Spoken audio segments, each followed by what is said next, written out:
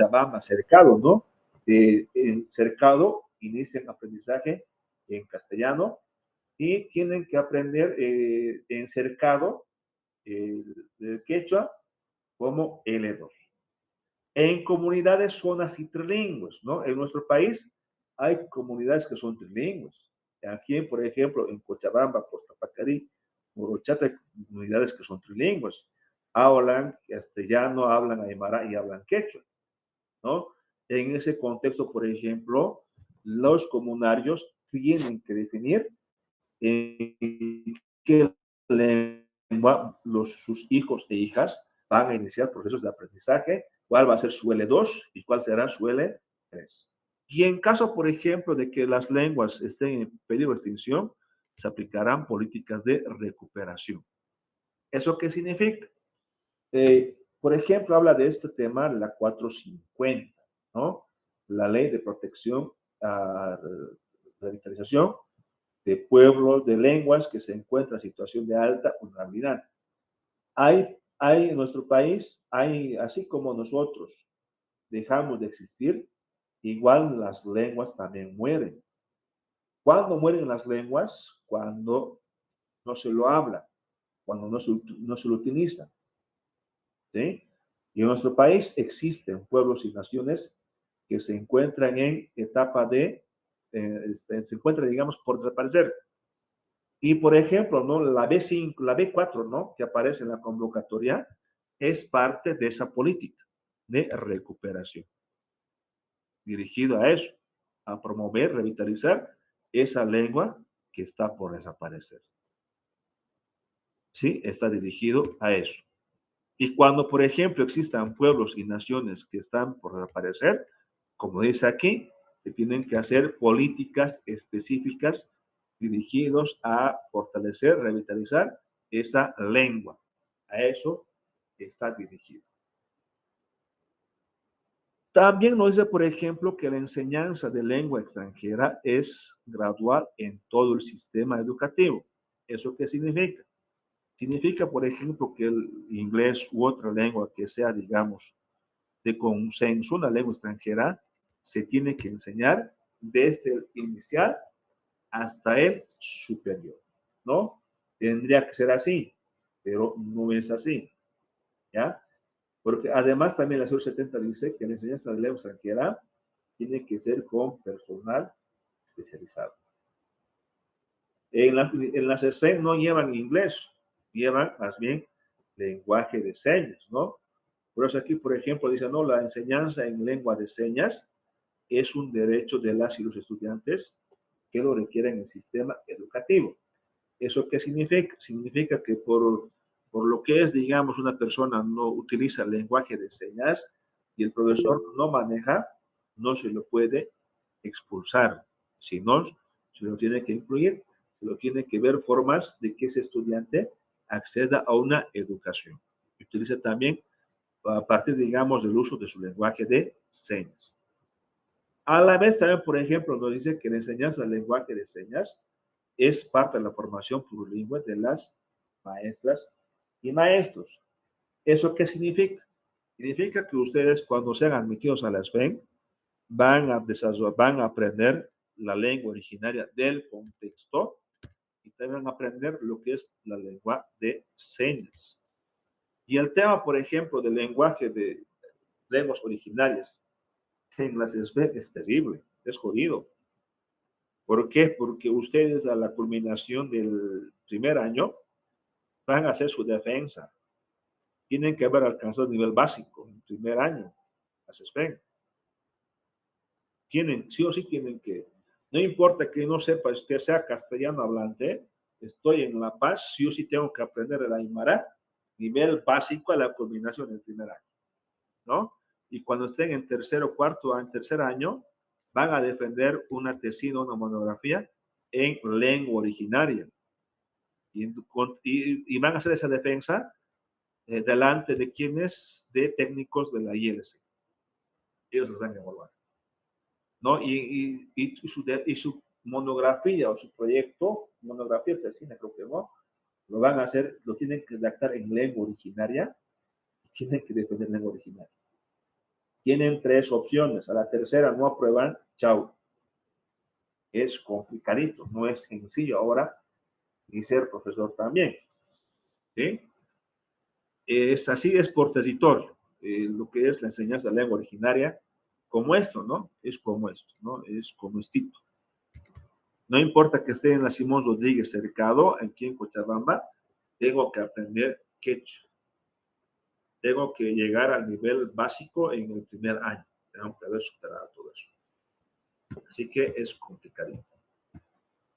Estructura del sistema educativo plurinacional. ¿Cuál es su estructura? ¿Sí? Hay un subsistema de educación regular.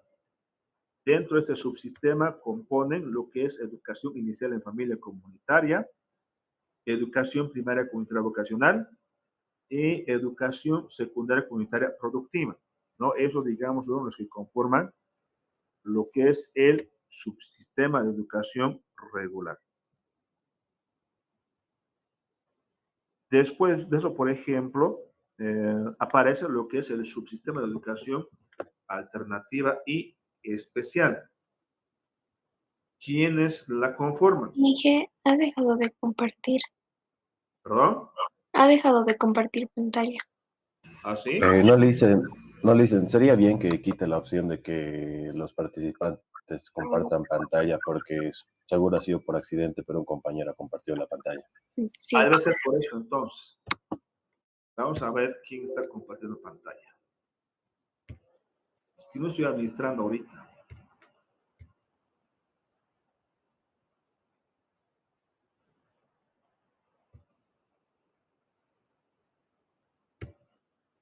Ahora vamos a compartir otra vez.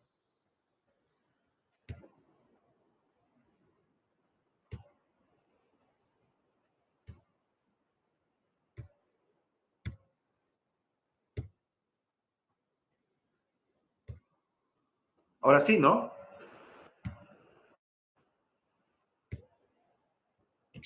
sí, está bien, ahora sí se puede ver. Ya, no hay de qué. Está también lo que es el subsistema de educación alternativa especial y el subsistema de educación superior de formación profesional. ¿Ya? La estructura del sistema educativo regional tiene 3 subsistemas: regular, alternativa y especial, y educación superior de formación profesional. Dentro de lo que es, por ejemplo, el subsistema de educación alternativa y especial, se organiza, por ejemplo, en educación alternativa y también educación de personas. Dentro de eso está educación para personas jóvenes y adultas, educación permanente y educación especial, ¿no? Para personas con discapacidad, dificultades en aprendizaje y talento extraordinario, y lo que es educación superior, ¿no? Está aquí, por ejemplo, formación inicial de maestras y maestros, formación postgradual para maestras y maestros, y formación continua de maestras y maestros, ¿no? Entonces, después, a continuación, lo vamos a ver. El subsistema de educación regular comprende educación inicial en familia comunitaria. Dentro de eso, por ejemplo, tiene dos etapas. La primera, por ejemplo, es educación inicial en familia no escolarizada, que comprende de 0 a 3 años. Aquí, por ejemplo, los niños asisten a centros de educación o a oasis, ahí asisten, ¿ya? Y aprenden, por ejemplo, adquieren saberes y conocimientos a partir de la interacción familiar, ¿ya? Y lo que es educación inicial en familia comunitaria escolarizada va de 4 a 5 años. Total, tiene duración de 5 años, ¿sí? Y aquí, por ejemplo, ya no es pre-kinder, kinder, es primer año y segundo año de lo que es educación en familia comunitaria. ¿Está bien? Tiene 2 etapas. Primera etapa es lo que es no escolarizada y la segunda etapa es la escolarizada, lo que es el nivel inicial. Primaria tiene una duración de 6 años, ¿no? Tiene característica de que está dirigida a fortalecer la identidad, revitalizar su lengua, su cultura desde adentro, ¿no? Promueve, por ejemplo, la interculturalidad, el respeto entre pueblos y naciones, porque también en el mismo curso hay una diversidad, ¿no ve? Los mismos estudiantes son diversos. A eso, por ejemplo, va dirigido ese elemento. Y es plurilingüe, ¿por qué? Porque está dirigida a promover las lenguas de los pueblos y naciones en este caso. Educación secundaria comunitaria productiva tiene también, digamos, una duración de 6 años. Está, por ejemplo, dirigido a fortalecer, promover o a combinar lo que es una educación humanística y lo que es técnico. No solamente nos quedamos con lo humanístico, sino también dirigida a fortalecer, desarrollar capacidades técnicas en las y los estudiantes. A la vez también, por ejemplo, está dirigido a identificar vocaciones, ¿sí? Por eso, digamos, ¿a partir de dónde? Del BTH. Porque de primero a cuarto, nosotros, por ejemplo, identificamos vocaciones de forma general, ¿no? Y de cuarto, quinto, sexto, nos enfocamos ya en lo que queremos ser, que queremos estudiar. Y con esa base, siendo ya técnicos medios en algo, eso significa que en lo que es educación superior, tendría que yo, por ejemplo, profundizar ese nivel de aprendizaje con el que salí del colegio. Educación especial tiene, por ejemplo, educación alternativa, ¿no? Dirigida, por ejemplo, a la formación de personas jóvenes adultas, ¿no? Aquí, por ejemplo, aquellas personas que por X motivo han dejado de estudiar pueden continuar su educación primaria, ¿verdad? Y también pueden continuar a hacer sus estudios secundarios. Aquí también, por ejemplo, estaba, digamos, el programa de orientación y posorientación del gobierno, ¿no? Que estaba vigente y que sigue vigente. Educación secundaria para personas jóvenes adultas, existe ese elemento. Hay, por ejemplo, también lo que es el permanente, la educación permanente no escolarizada. ¿Eso qué significa? Significa, por ejemplo, que nosotros, por ejemplo, somos una comunidad dirigida a la crianza de peces y queremos mejorar nuestras capacidades de crianza, entonces asistimos a la dirección departamental, a educación alternativa y decimos, queremos que nos capacite en esto. Y vienen ellos a darnos charlas, talleres. Eso, por ejemplo, es no escolarizar, ¿no? A eso va dirigido ese elemento. Y educación especial, dirigido, por ejemplo, a estudiantes con discapacidad, ¿no? También dirigido a estudiantes con problemas de aprendizaje y también dirigido a estudiantes con talento extraordinario. Hay talentos generales y específicos, ¿no? Dentro de lo que es esto. Talento extraordinario, por ejemplo, específico es que solamente tenga capacidades, cualidades en matemáticas, en lenguaje, ¿no? Superior, digamos, a sus compañeras y compañeros. Y general significa que ese estudiante es superior, ¿ya? A las diferentes áreas de saberes y conocimientos. Tipos de atención, hay directa, es cuando un estudiante solamente asiste a un centro de educación especial. Eso, por ejemplo, es directa. Y es indirecta cuando el estudiante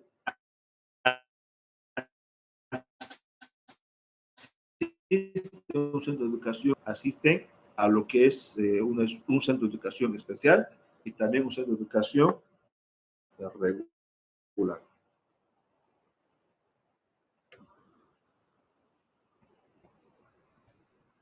Subsistema de educación profesional.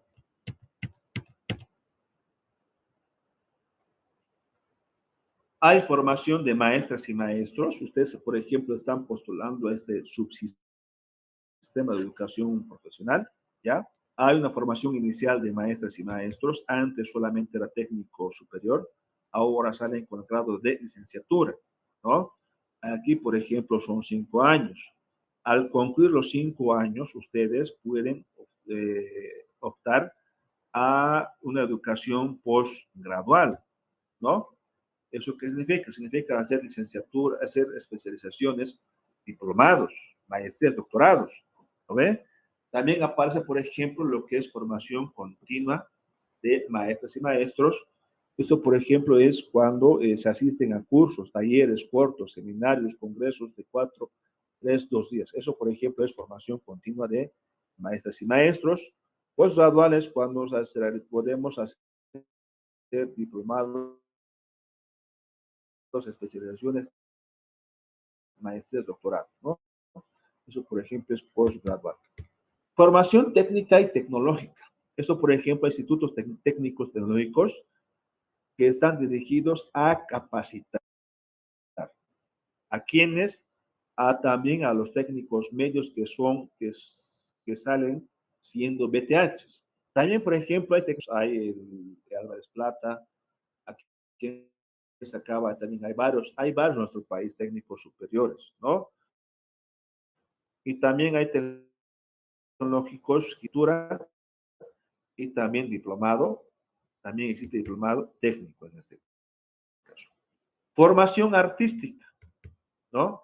Hay también niveles de formación artística, hay también centros de capacitación artística, ¿sí? Y también institutos a nivel de capacitación técnico medio, técnico superior, y también aparecen las escuelas bolivarianas interculturales, bolivianas interculturales, en este caso. Y la formación universitaria, ¿no? Que también es esta, ¿no? Hay una formación universitaria, por ejemplo, el pregrado. Aquí, por ejemplo, había, ¿no? Digamos, la duda. ¿Quiénes pagan los 500 y quiénes pagan los 150? ¿No? Los niveles y grados académicos que se conoce, la 070, es técnico superior y licenciatura.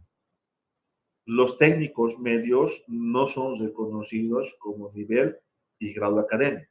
No son reconocidos, no aparecen.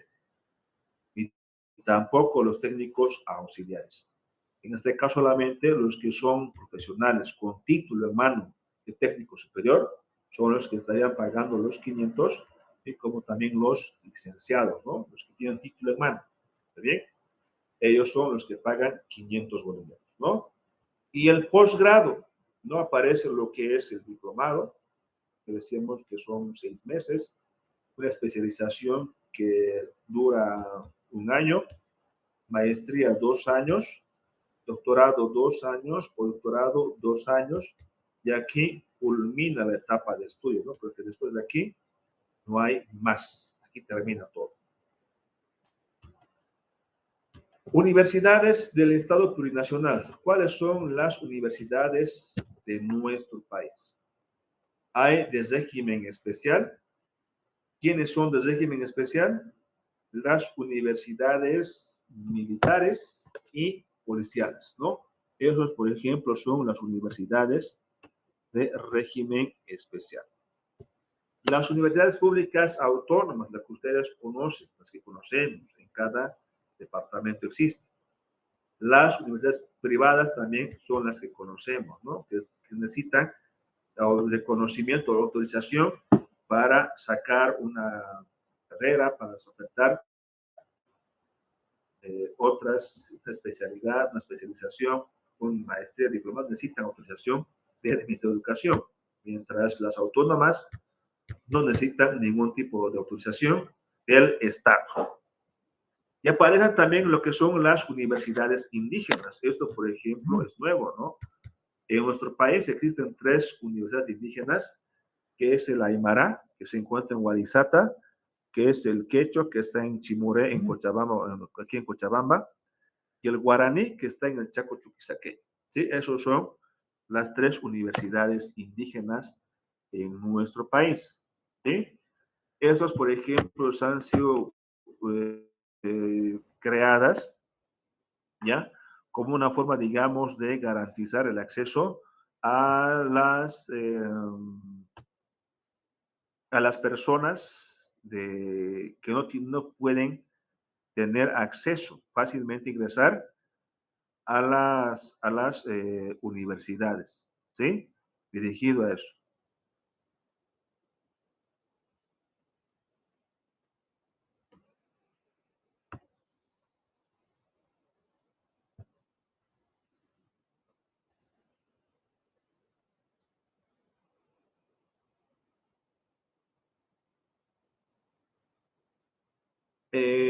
Aquí, por ejemplo, es interesante, tienen carreras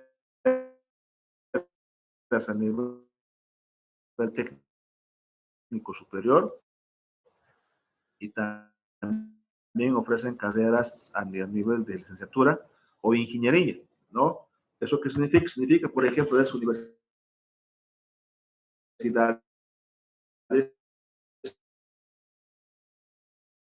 salen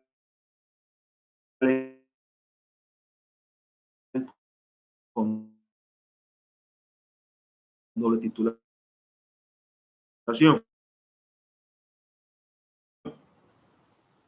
Por ejemplo, hago si quiero indígenas, ¿ya? Administración y gestión de la educación.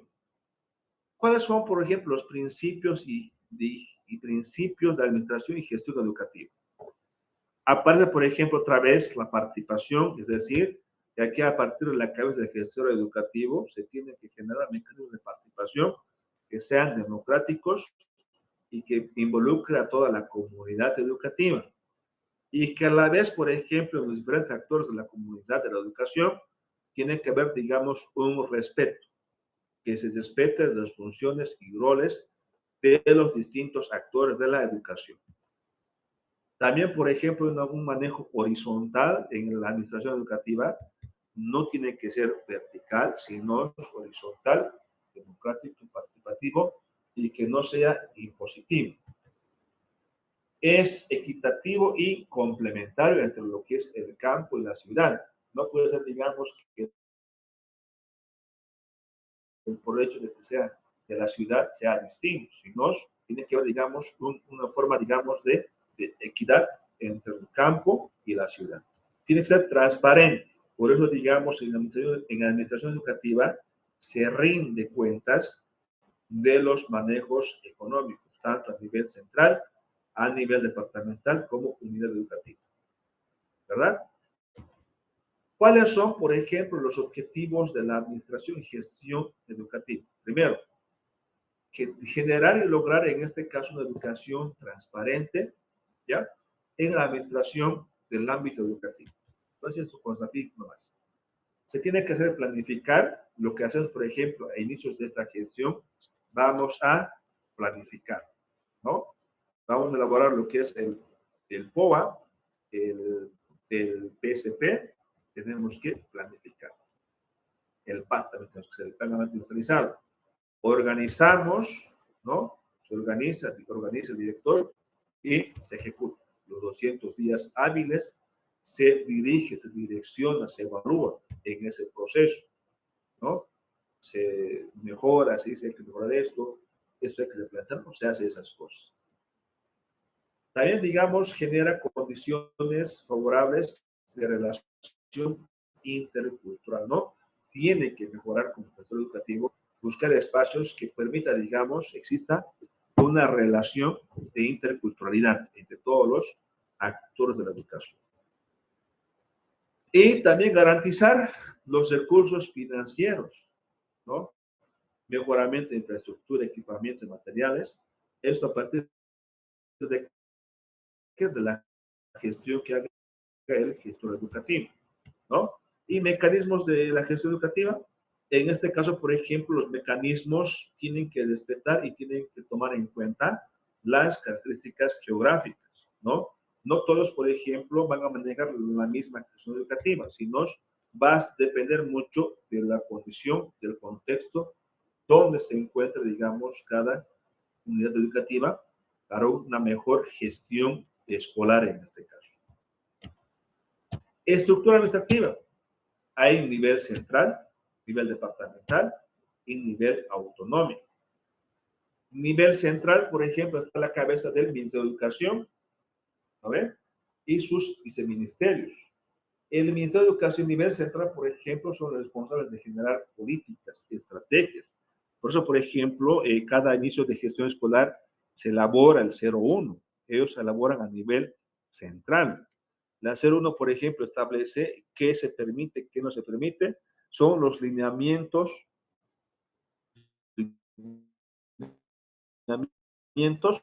para el proceso educativo, ¿no? Por eso, digamos, hay En el tercer uno establece, ¿no? Tiempo de planificación, ejecución, vacaciones, todas esas cosas, por ejemplo, es a partir del nivel central. El nivel departamental, por ejemplo, está conformado por la dirección departamental, ¿no? Y después de sus subdirecciones de educación regular, alternativa y superior. También están las direcciones distritales, director de núcleo, director de educativa. Esos, por ejemplo, son responsables de que se pueda cumplir lo establecido en el nivel central. Nivel autonómico son los gobiernos departamentales. Los gobiernos departamentales son responsables de garantizar infraestructura, mobiliario, equipamiento, ¿ya? En los institutos técnicos tecnológicos de su jurisdicción. Son dependientes de la gobernación. Y el nivel, por ejemplo, municipal, que es el nivel autonómico, son los municipios. Los municipios, por ejemplo, son responsables de financiar el equipamiento, infraestructura, mobiliario de las unidades educativas de su jurisdicción y como también de lo que son las CEAs y las CETAS, ¿no? De su jurisdicción. También aparece, por ejemplo, lo que es el nivel de autonomía indígena originaria campesina. En nuestro país hay comunidades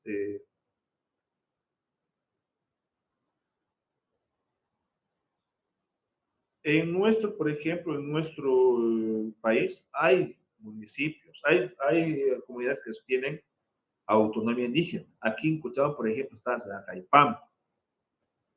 Cuando una comunidad tiene autonomía indígena originaria campesina, es como un estado que tiene que, por ejemplo, elaborar sus propias políticas educativas, estrategias, velar, por ejemplo, que no falta alimentación, infraestructura. Es decir, es como un pequeño estado, pero que también apunta a lo que es la consolidación del Estado plurinacional.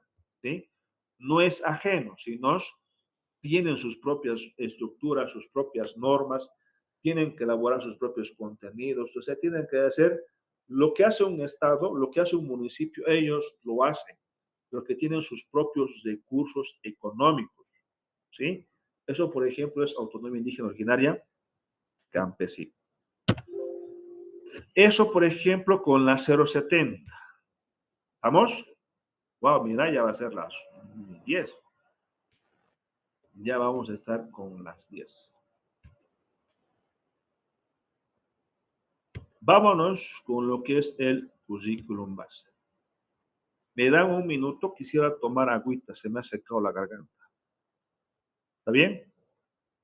Sí, dicen. Unos 5 minutitos. Iremos a tomar algo, ¿les parece? ¿Ya? Y comenzamos en 55. Está bien, Iki.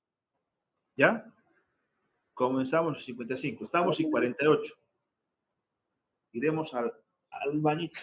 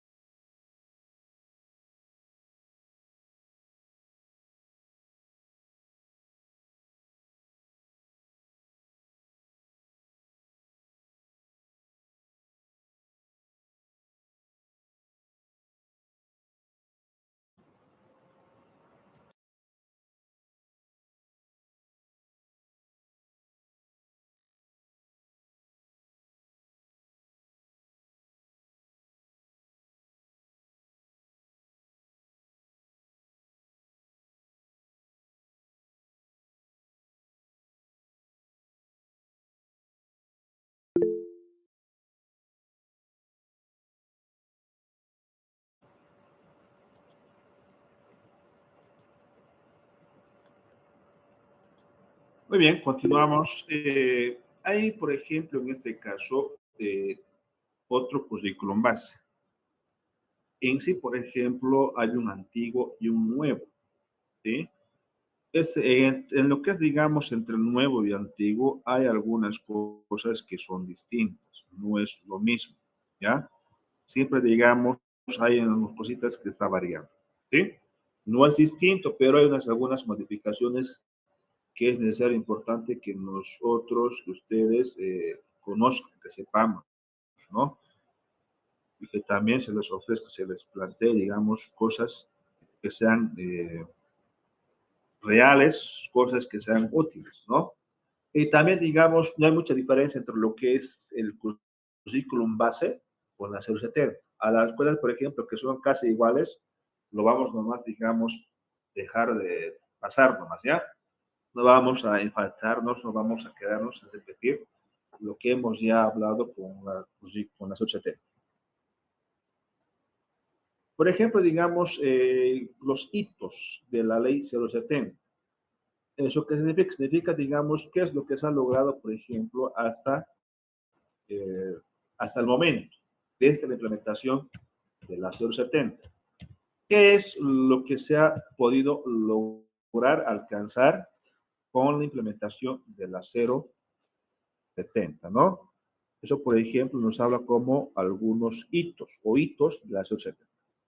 Consolidar, digamos, una educación plurinacional, ¿no? Una educación que tome en cuenta diversidad, una educación que tome en cuenta, digamos, de la metodología, que tome en cuenta, ¿no? O sea, se ha consolidado, es decir, una educación diversa, una educación única. Por eso, digamos, dice consolidación del sistema educativo plurinacional. Desde la implementación de la 070, dice, por ejemplo, que se ha erradicado lo que es el analfabetismo. ¿Eso qué significa? Significa que hasta el momento, en la actualidad, en nuestro país no tendría que existir personas analfabetas. También, por ejemplo, se puede, digamos, implementar lo que es una educación intertrilingüe. Creo que eso, por ejemplo, está por demás hablar. Educación inclusiva, ¿no? Es decir, la educación que se ofrece es una educación que tome en cuenta necesidades de aprendizajes, necesidades educativas, dificultades de aprendizaje, talento, autoridad, ¿no? Es decir, que la educación tome en cuenta esa diversidad de población. También se ha podido lograr, digamos, la entrega del diploma de bachiller gratuito, ¿no? Antes hacíamos filas inmensas en la universidad para que nos extiendan el título de bachiller, ¿no? Pero ahora ya no. Ya los bachilleres salen con su diploma de bachiller en mano, ¿no? Ahí. También se está profundizando lo que es el BTH. Hay colegios que se han consolidado en BTH, otros que están en transformación, en ese camino, digamos, de consolidarse como BTH. También, por ejemplo, se está fortaleciendo lo que es la formación técnica, ¿no? Se ha capacitado, se ha fortalecido este elemento en post-bachillerato. Y también se está consolidando lo que es la formación superior artística. Esto, por ejemplo, no conozco hasta ahora dónde habrá institutos artísticos. Tal vez el único que conozco aquí en Cochabamba es el Mancésped, en Cochabamba. Y también se ha jerarquizado, dice, la formación docente. ¿Eso qué significa? Significa, por ejemplo, que antes salíamos como técnicos superiores, pero ahora salen como licenciados, ¿no? También, por ejemplo, antes había, digamos, técnicos superiores, pero todos tendrían que ser licenciados en educación, ¿no? Eso, por ejemplo, dice con jerarquización de la formación docente. Se ha dedicado el interinato en el magisterio. A partir de la implementación de la 070, se ha creado el programa del PPMI, que es el programa de pronunciación de maestros y maestras interinos. Es decir, que aquella persona, profesor interino, que no quería hacer el PPMI, eran retirados del magisterio, ¿no? En este caso, no existen ya maestros interinos. ¿Quiénes eran los interinos? Aquellas personas que iban a lugares alejados, a lugares donde un profesor normalista no quiere ir, ¿no? Ahí, por ejemplo, iban los interinos. Y que en la actualidad, por ejemplo, no tenían que haber ya maestros interinos. También se ha logrado, por ejemplo, la entrega de una computadora por docente. Algunos maestros hasta ahora lo mantenemos, nuestras máquinas, otros lo hemos vendido el mismo día. Algunos los hemos regalado a nuestros sobrinos, sobrinas, a alguien lo hemos regalado y otros los hemos ya finiquitado. El bono Juancito Pinto, que es una forma, digamos, de incentivo para la permanencia de las y los estudiantes. También se ha creado lo que son las universidades indígenas en nuestro país, lo que hemos hablado hace rato, y también la recuperación del derecho a la educación, que esto, por ejemplo, hace diferencia después de la clausura de la gestión escolar en su gestión del señor Víctor Hugo Cárdenas como ministro de Educación, ¿no? Esos son, por ejemplo, los hitos o los logros que se han podido alcanzar con la implementación de la 070 hasta el momento. ¿Cuáles son las realidades a las que responde el modelo sociocomunitario productivo? Es la condición colonial y neocolonial de la educación. Condición colonial, decíamos, por ejemplo, cuando llegan los españoles, traen su lengua, su cultura, sus costumbres, su idioma, su religión. Eso es, imponen su práctica, su forma de vida. Eso, por ejemplo, es condición colonial. ¿Y qué es neocolonial? ¿Qué es neocolonización? Se van los españoles, pero se quedan los mayordomos, se quedan los que eran sus sirvientes, los españoles, y ellos se producen y siguen practicando esas condiciones coloniales. Es decir, por ejemplo, el castellano era, digamos, en su momento era colonial, porque fue impuesto por los españoles. Se van los españoles, pero el castellano permanece. En la época republicana, eso es neocolonial. ¿No ve? Y en el ámbito educativo, ¿no? El castellano es una condición colonial y colonial que se ha quedado en la educación. La religión llegó, el catolicismo llegó con los españoles. Esa práctica colonial persistió en la educación, ¿no? A eso, por ejemplo, refiere con condición colonial y neocolonial de la educación. Dependencia económica. Esto, por ejemplo, ni qué decir, ¿no? Nuestro país siempre ha sido dependiente económicamente. Antes de Estados Unidos, ¿no? De Estados Unidos dependíamos económicamente y después, en sus últimos años, dependemos económicamente de Japón. Japón es quien nos presta, China es quien nos presta dinero, pero nos presta bajo condiciones, ¿no? Por eso, por ejemplo, en los últimos años había, digamos, por ejemplo, hartas empresas chinas en nuestro país, ¿no? Y trataban aún mal a los bolivianos, ¿no? ¿Por qué? Porque prestaba money Japón, China, pero prestaba bajo condiciones, con condiciones, ¿no? De que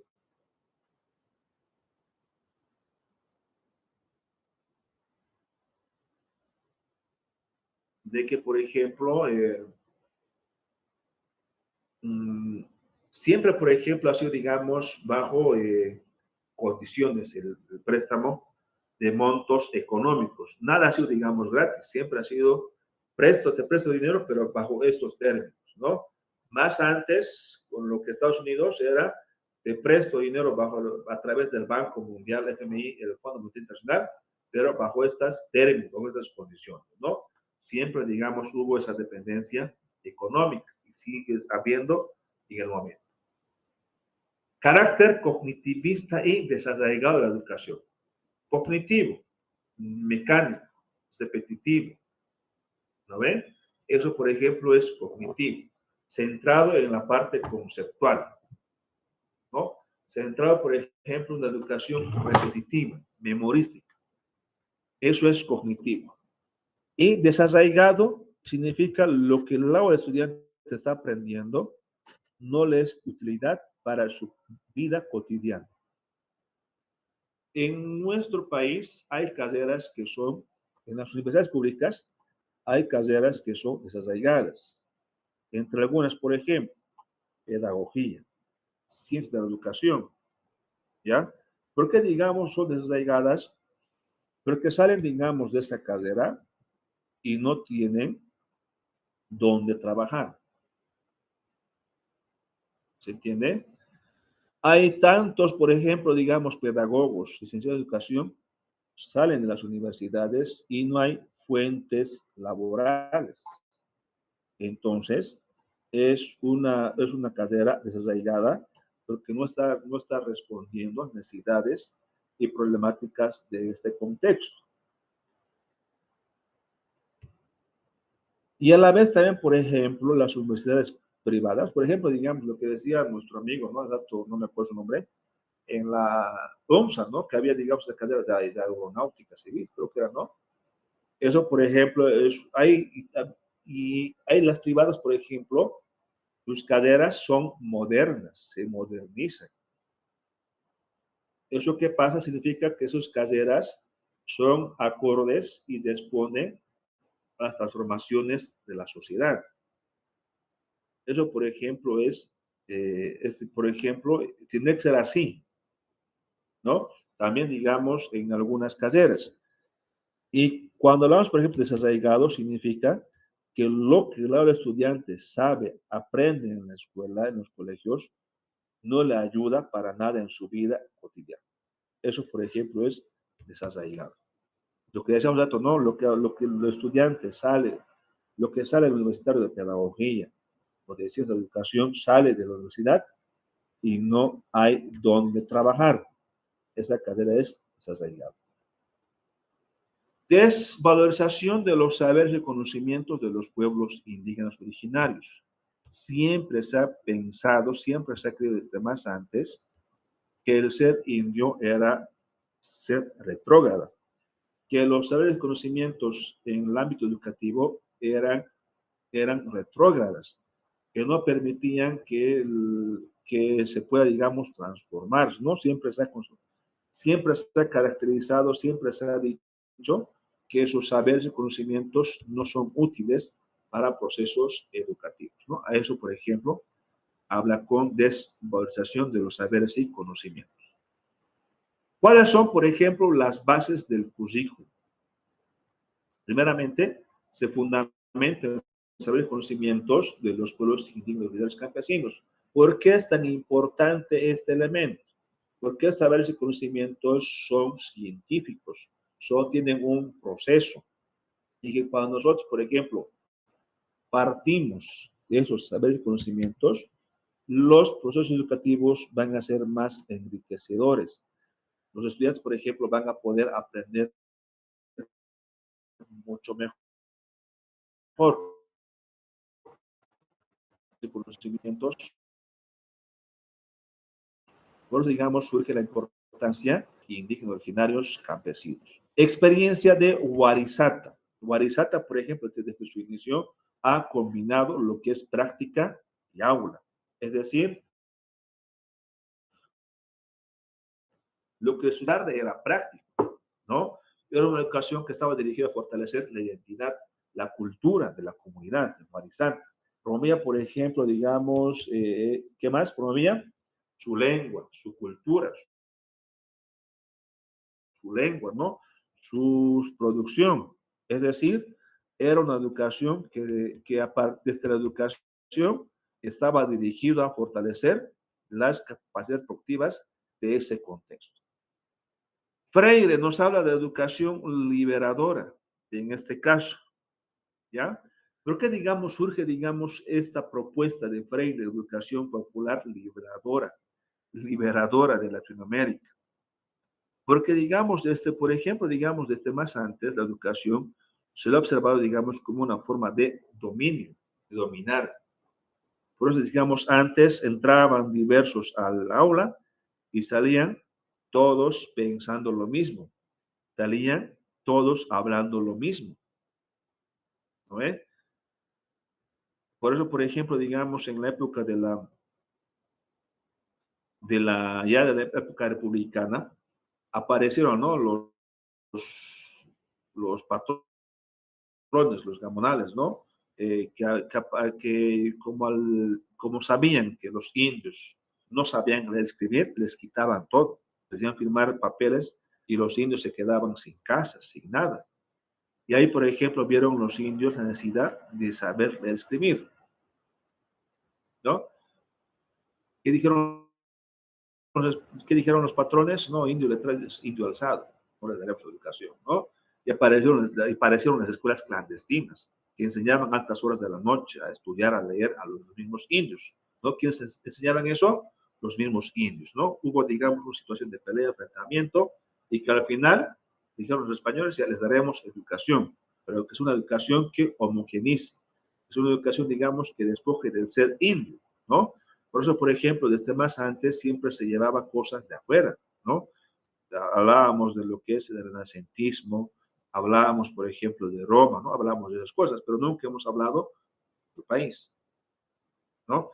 En este caso, por ejemplo, Freire nos plantea ese elemento, que la educación sea como una forma de liberarnos, de que la educación nos despoje los pensamientos que nos han hecho entender que ser bolivianos, que ser latinoamericanos es ser inferior en relación a lo americano, ¿no? A lo europeo en este caso, ¿no? A eso va dirigido ese elemento. Propuestas pedagógicas críticas de Vygotsky. Vygotsky, por ejemplo, nos habla de lo que es de la zona de desarrollo próximo. Es decir, que el estudiante habla, digamos, que el estudiante aprende, adquiere conocimientos en la familia, adquiere conocimientos a partir de la interacción social, familiar con la madre, ¿no? Y que a partir de ese andamiaje, el estudiante aprende conocimientos ya en la escuela, ¿no? Es decir, habla de esos dos elementos en este caso. Fundamentos del currículum base. ¿Cuáles son sus fundamentos? ¿En qué se fundamenta en este caso? Hay un fundamento ideológico político. Cuando hablamos de ideológico político, vamos a hablar de la descolonización, ¿sí? Es decir, despojarnos de esos elementos coloniales, ¿no? Descolonizarnos. ¿Cómo se descoloniza? Por ejemplo, dijimos cuando en el ámbito, como en el aula, hablamos en la lengua originaria del contexto, fortalecemos la lengua, la identidad. Ahí, por ejemplo, nos estamos descolonizando, ¿ya? Ahí vamos a ver otros elementos descoloniales a futuro. Fundamento filosófico. El fundamento filosófico es el vivir bien. ¿Qué es vivir bien? Es saber alimentarse. Pero hay que saber alimentarse porque a veces, digamos, lo que nosotros comemos, a veces también es lo que nos hace daño, ¿sí? Nuestra alimentación tiene que ser nuestro medicamento a la vez también, ¿no? Vivir bien también es saber hablar, saber comunicarse, entender que la comunicación no solamente es entre nosotros, entre personas, que también la comunicación es también entre los diferentes elementos de la madre tierra, ¿no ve? Por eso, por ejemplo, cuando observamos a las hormigas negras con alas, va a llover. Cuando, por ejemplo, observamos, digamos, cuando observamos, digamos, ¿qué más observamos ahí? Cuando va a llover, digamos, cuando hay nubes negras, va a llover. Con nubes blancas no va a llover, ¿no? Saber comunicarse. Ahí también aparece ese elemento. También saber, ¿qué más? Saber curarse. Saber curarse, por ejemplo, entender que hay cosas que es para el médico tradicional, otras cosas que son para el médico occidental. Eso también es vivir bien. Es parte de ese elemento. Pero también vivir bien es despertar, vivir en forma armoniosa y equitativa con la madre tierra, que es muy distinto a vivir mejor. ¿Qué es vivir mejor? A mí que me importan de los demás, con tal de que yo tenga, que esté bien, ¿Qué me importa de mi vecino que se esté matando, que se esté muriendo? Pero con tal de que yo esté bien, magnífico. Es lo que me interesa, es lo que importa, ¿verdad? Veo a la madre tierra como un objeto, como un recurso que tengo que explotar. Eso es vivir mejor, ¿ya? Fundamento epistemológico es la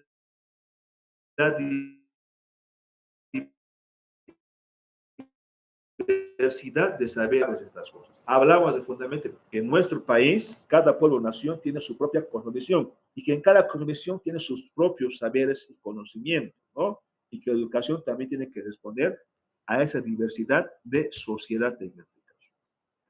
Fundamento psicopedagógico es el aprendizaje comunitario, ¿no? Es decir, que aquí, por ejemplo, se rompe ese esquema, esa estructura de pensar que solamente es la familia y la escuela quien enseña, sino es que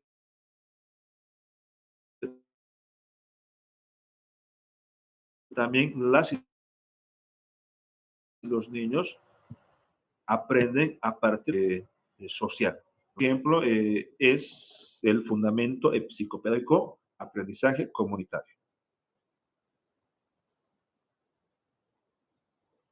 Fundamento sociológico es la condición plural, ¿no?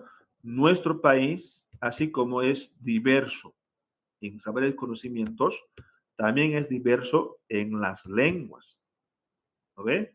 Hay una diversidad lingüística y que también otra vez la educación tiene que responder a esa diversidad plural de nuestro país. Principios. ¿Cuáles son los principios? Primero, educación despatriarcalizadora, ¿no? Creo que eso, por ejemplo, le hemos hablado. Antes no había antes, por ejemplo, este elemento no era parte del principio, ni tampoco esto, ¿no? Esos, por ejemplo, aparecen como nuevos principios. En el antiguo currículum base solamente eran estos cuatro, pero ahora aparece estos dos más como principios del currículum, ¿no?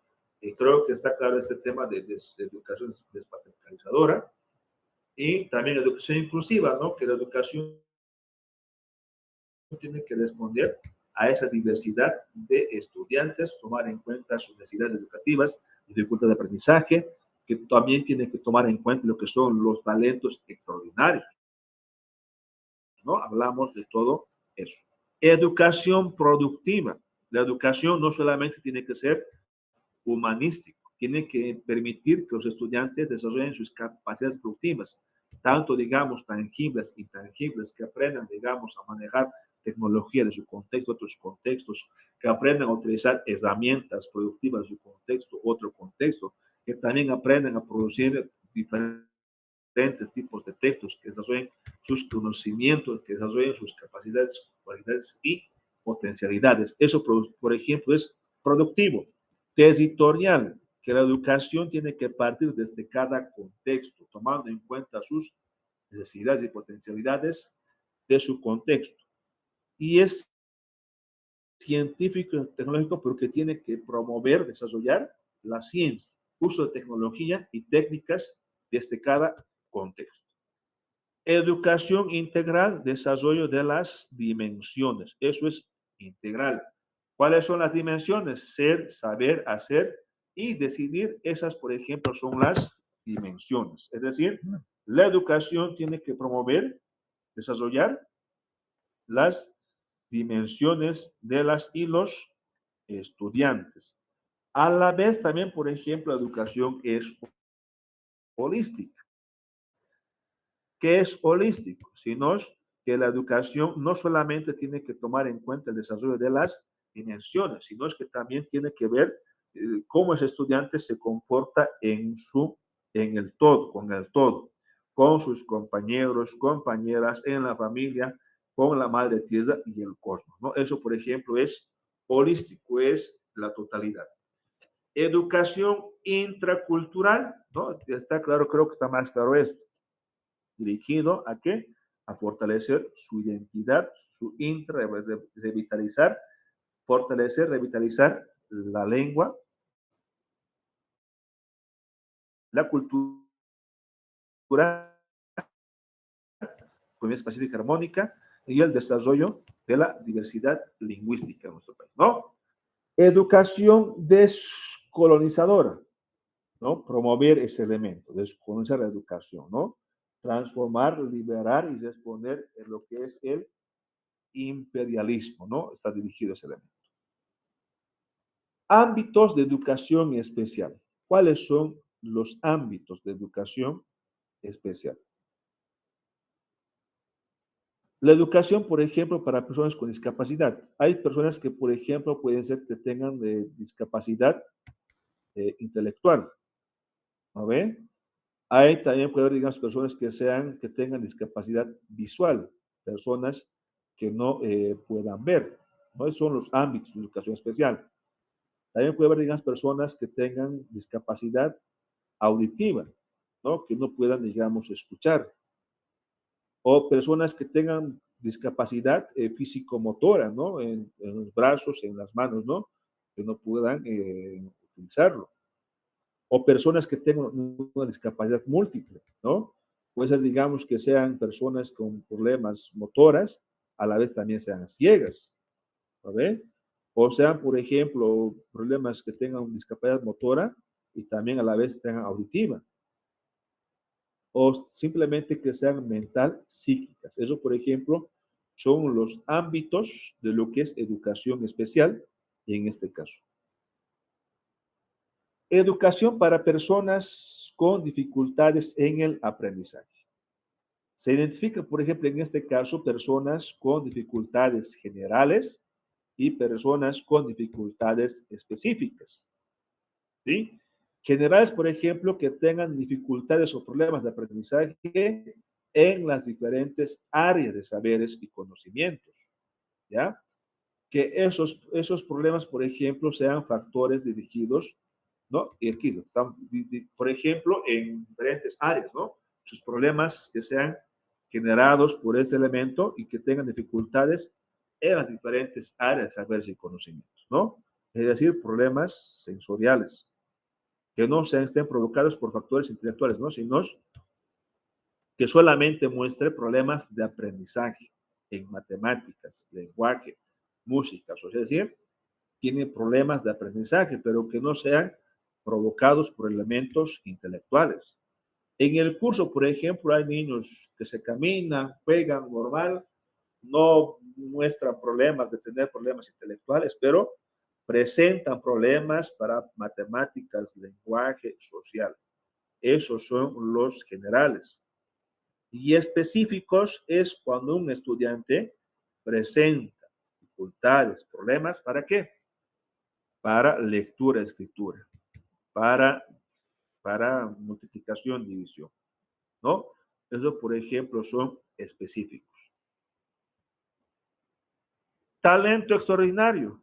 Hay en las escuelas, en los colegios, puede haber, digamos, talentos, estudiantes que tengan talento general y talento específico.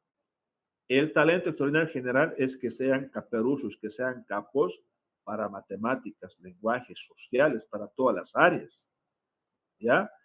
Y específico es, por ejemplo, que sea capísimo para educación física, que sea capísimo para matemáticas, que sea capo para lenguaje, ¿sí?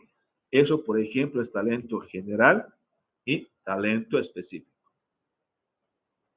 Objetivos holísticos y perfiles de salida. Eso, por ejemplo, son los elementos curriculares.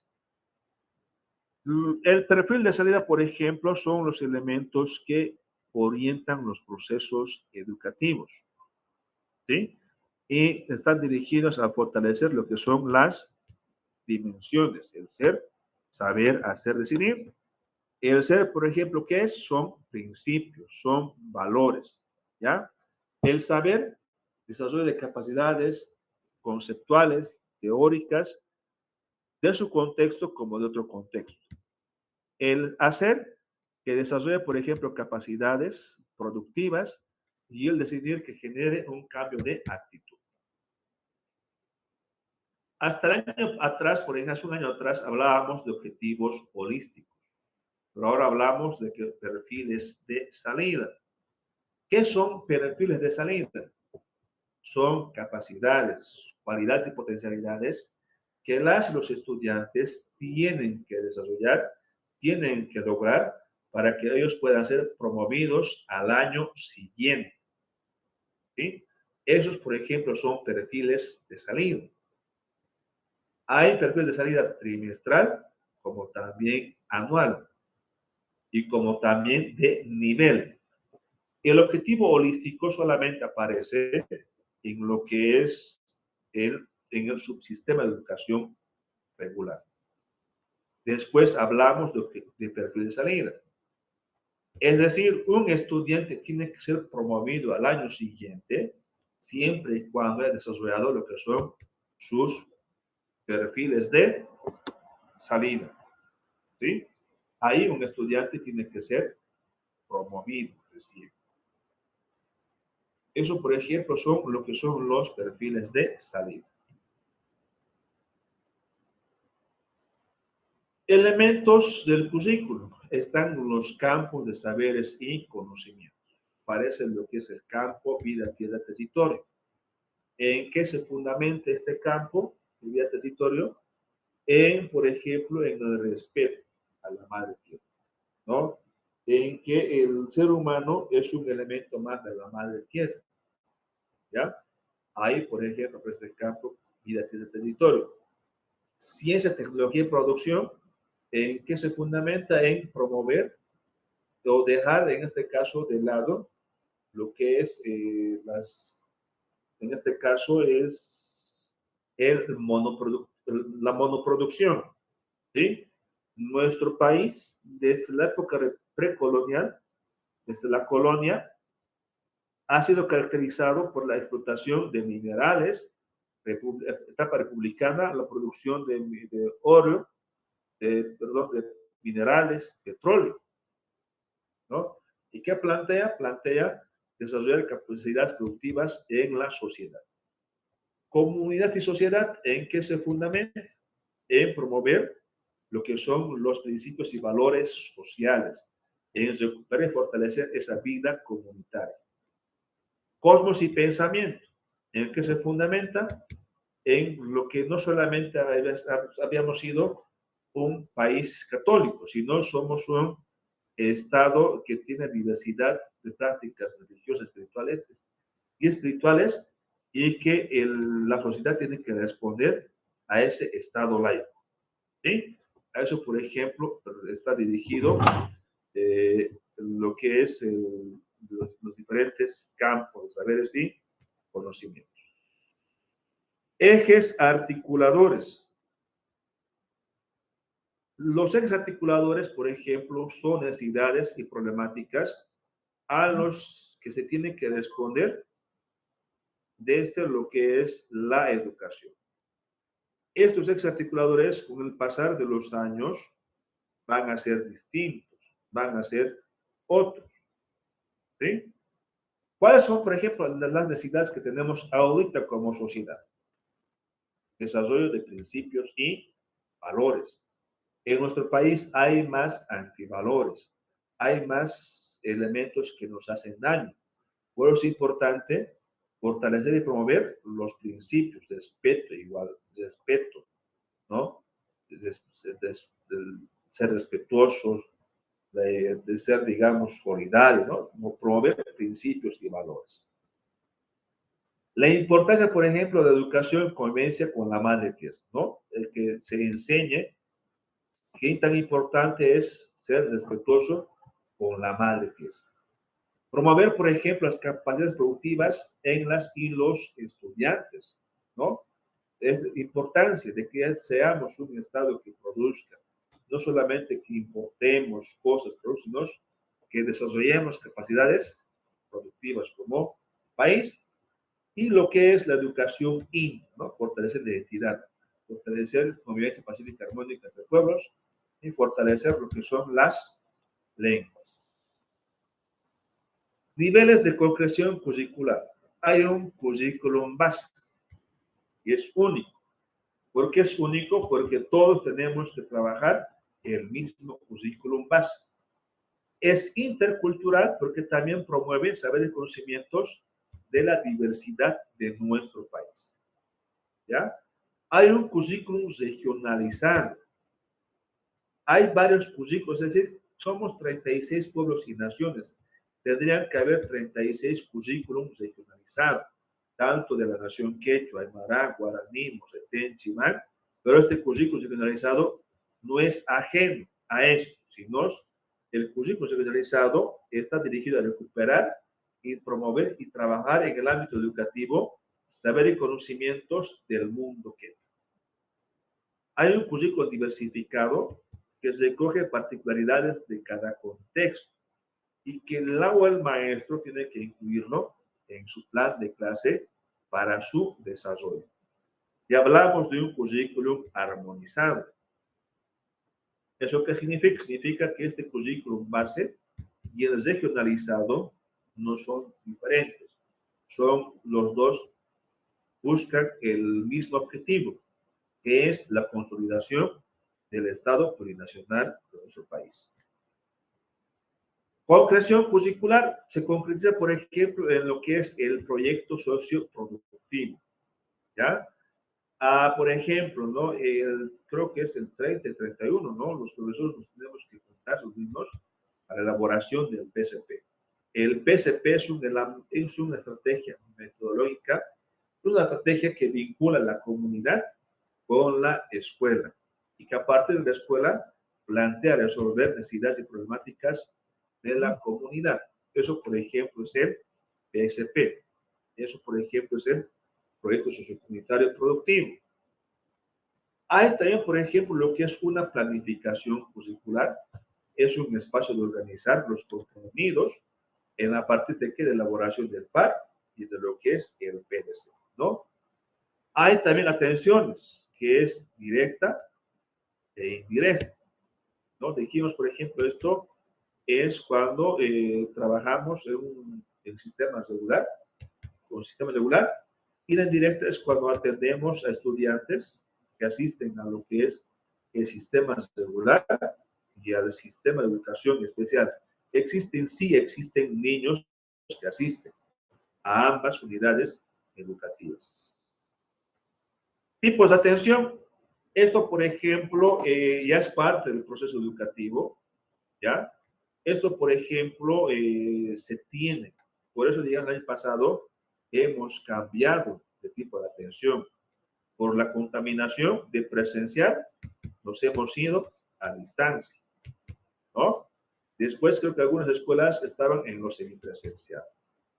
Y es decir, que estos tipos de atención se quedan en el ámbito educativo y nosotros tenemos que definir, dependiendo de las pandemias o endemias, en qué modalidad vamos a trabajar, ¿no?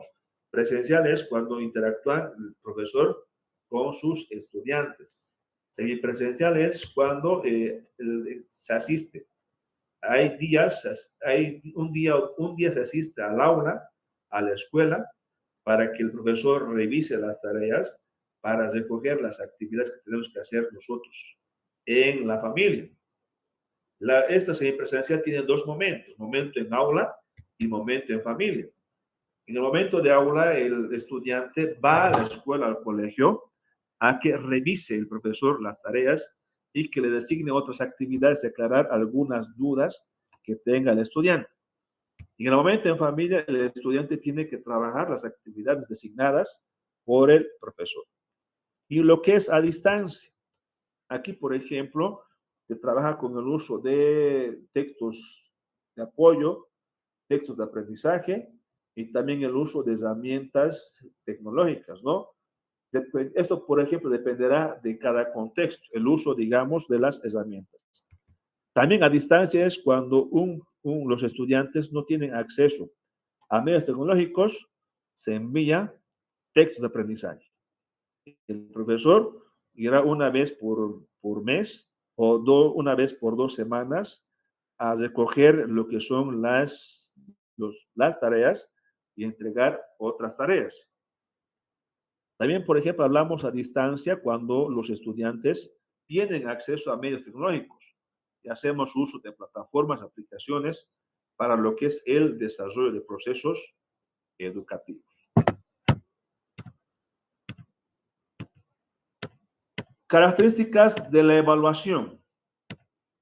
La evaluación es integral holística porque está dirigida a valorar el desarrollo de las dimensiones, ¿ya? Y también lo holístico. La evaluación es permanente. ¿Eso qué significa? Significa que el profesor tiene que evaluar desde el primer día hasta el último día de clases.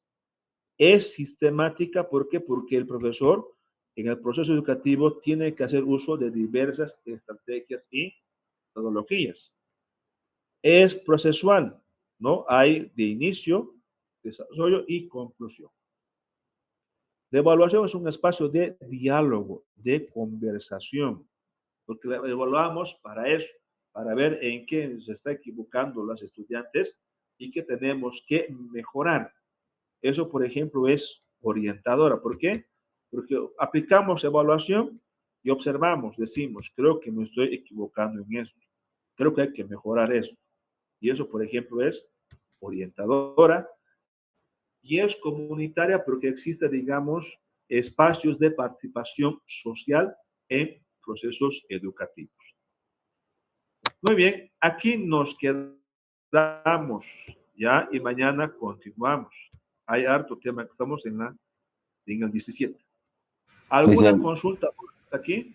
Licen, Adelante. una consulta. Las diapositivas las van a pasar al grupo, perdón. Sí, sí, sí, no te preocupes, Alex, vamos a enviar diapositivas. Listo, ¿Está gracias, claro? Licen.